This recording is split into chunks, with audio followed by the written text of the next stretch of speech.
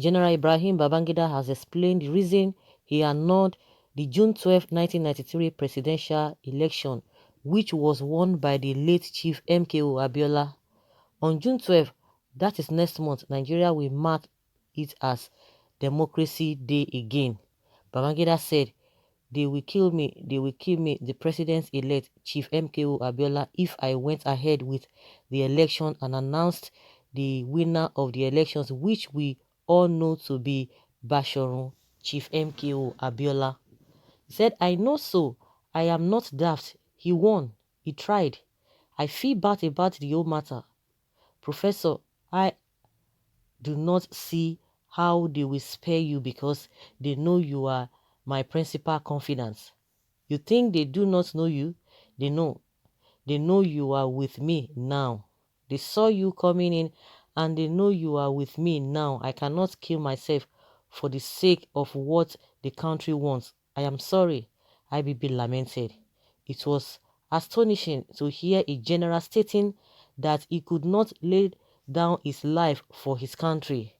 It was clear that General Babangida was in a fix as of June 21st, 1993. I then proceeded to deal with the questions of who were this they and for what reasons would they want to kill the president and the president-elect if the June 12 election were allowed to go forward. He named them in military and in ethnic categories. Sani, meaning General Sani Abacha, is opposed to a return to civilian rule.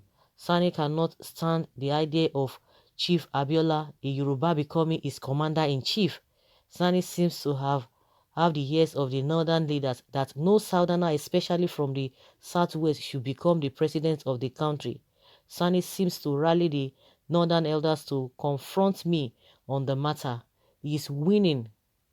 The Sultan and the northern leaders are of this frame of mind. Where do I go from here? They do not trust me. Without Sani, I will not be alive today. Without the North, I will not have become an officer in the Nigeria army, and now the president of Nigeria. I don't want to appear ungrateful to Sani. He may not be bright upstairs, but he knows how to overthrow government and overpower coup plotters.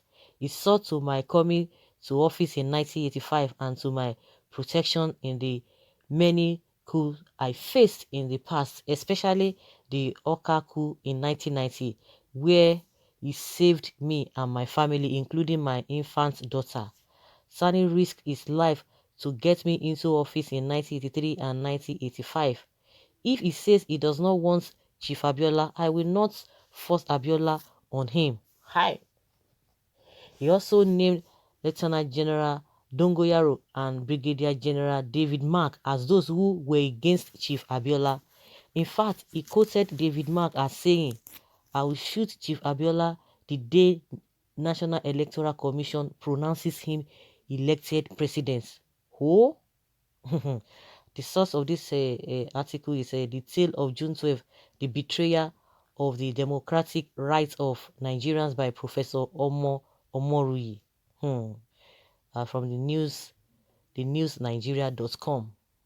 You can imagine. You see what has been happening in this country? Conspiracy. Those are the people we call, what do they call them? they are, there's a name that they usually call this kind of people. They're everywhere. You can imagine the mindset. There's something that these people have been building over the time, and no wonder when some people come out and begin to rain insults, to talk to people as if maybe they don't have courtesy or they don't know what they are doing. It seems as if they don't know what they are talking. But with this kind of a thing, a lot of people do not even have knowledge of what has been happening before now, and some people are trying to cover everything up, just for you to forget the past. But those who still know, majority of them are even afraid to say anything. You can imagine, because of some vested interests. I cannot do this because of this. I cannot die for the country. And see where we are today. Now, since democracy came up again, Then what is now the difference? Because now it's like a majority of them that worked with the military people that time. They are now, majority of them now, it's like they had that same mindset. They are just using democracy as a cover-up. Well, it's deeper than that. These people are the ones they call principalities and powers. You could see that most of the time, the people that you see that they are really leading, invariably, we have some people who are hidden, that do not even come to limelight in the recent. They don't come to the limelight, but they are the ones at the background. They dictate for the people that you just see. And that's why you see that majority of the so-called people we have now, they don't even have what is it called? They don't have the political will to do the needful. So you can imagine, and that thing is still playing out, and people will not want you to know what has happened before. And the ones who know what has happened before, when they are trying to tell the new ones or the new generation, they just like to try to wave it off that it does not matter. This is a kind of a flashback what the man said before. This thing is coming up again because by next month we are going to be talking about democracy day. Everybody will be jumping, and meanwhile what really happened is beyond what we are seeing. I no wonder most of the time when election is coming, they will just want to go to Mina.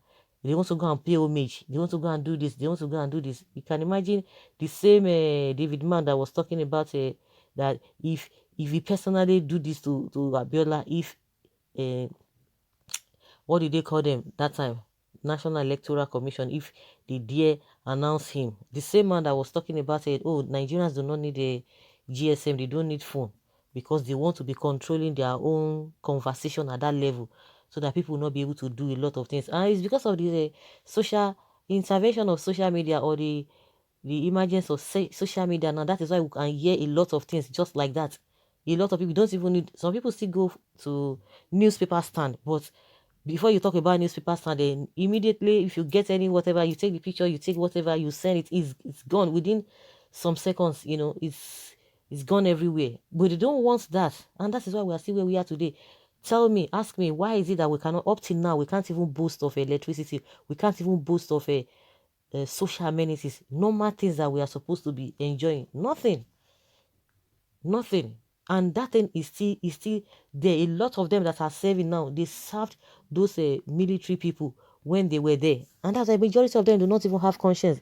Majority of them do not even have human feelings at all, despite the fact that you Edochie was asking that do they belong to any cause that there will be no development in this country, because it's just like a trend, just like a trend moving around circle. They will be doing window dressing a job. They will tell you, oh yeah, they have done this, they have done that. You can imagine. Someone says, but our Yoruba people see nothing wrong in allowing Hausa Fulani as our president. Very soon you will join your Sani in the grave. Both of you have destroyed our nation. You can imagine. There's no doubt about it. It is because they put you there, or they were financing your government. Babangida succumbed to their pressure because they were in the same cause. If not, so how can a military general of about 30 years experience see fear civilians? Why do who do not have armory in their care? Who is facing the shame and problems today? IRS, not Emirs, but Babangida. You have left a bad legacy with your Maradonic style during your days. It is time to divide this country. Where is the Sani Abacha today? He who kill by sword will surely die by the same. The era has gone. What of the present? Let's face the present and make amends of the future for the future. Nothing is happening, because it's even worse. If those ones were ruling by decree, then what do we have now that do not have a political way to do things? The most important thing is good governance. Are we getting the good governance now compared to then? So the people who are there now, they are not even ready to do anything. Just like I said, majority of them that are in government today, they worked for these people. That's why they don't have conscience. It is not all about, this person rule, this person did not rule. But at the end of the day, what will they bring out of the whole thing at the end of the day? What will not be the dividend of democracy? That is what we are talking about. Then and now, what has changed? Nothing. It's still the same thing. Everywhere is just messed up. So even if you think that you want to have the power, then you do the needful. Let the people be happy. It is not like that. It is the same greed that happened during that time. It's still what we are still experiencing, and even what we are experiencing now is even worse than what was happening there. Okay, for how long will this fairy story from the north continue to destabilize Nigeria? Babangida remains a liar. Hmm? Some people, that's why any election time, like I said, they will see rush to go and meet them, to go and get their blessing, even if they are not going to win, just to go and pay homage. Some say not true, they don't have that power. Babangida, go and sleep, okay? If this is true, the general was in a tight corner, but those who are involved are still alive. Many are enjoying the fruits of the bloodshed by Abiola today. They will not go without God's judgments. Someone said it was responsibility simple, the bitter confession, but the Yorubas are at it again. One thing I understand is that the northern leaders take instruction from the emirs, unlike the southern leaders. Original lie, we all know when you were the president, you have just proven to the whole world, to the whole Nigerians, that we are being ruled by a group of people in the north through a figurehead president. No wonder there is so much killing in the north and no single arrest has been made. The fate of Abiola is to go repeat itself in 2023. So guys, let us hear your opinion. This has happened before. Do you think everything has ended, or is still we are still seeing the the evil they committed still ravaging the whole country now? Do you think it has ended, or things have taken shape, or everything is, we are experiencing a new dimension as we speak now? Military era and the democracy they are claiming, which we don't even know the difference. Let us have your take on this issue. Thank you.